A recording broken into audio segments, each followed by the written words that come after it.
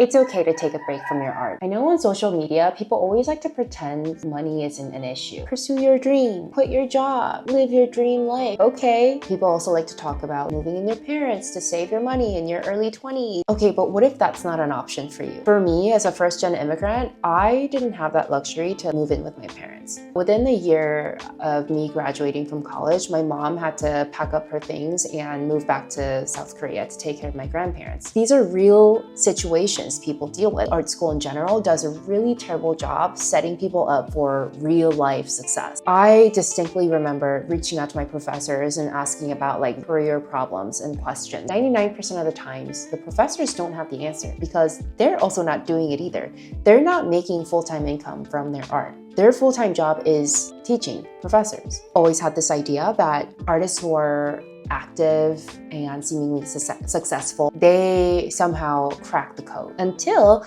I started networking and meeting with a lot of local artists here in Arizona.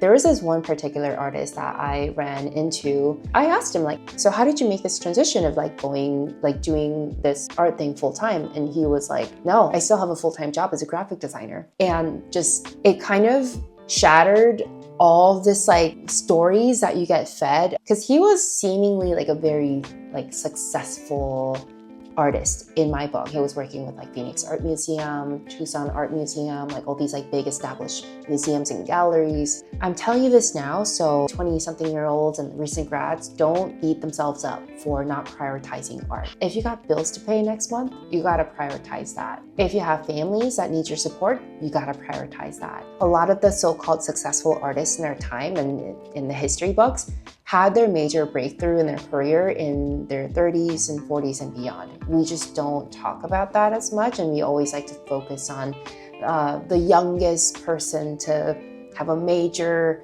like career moment.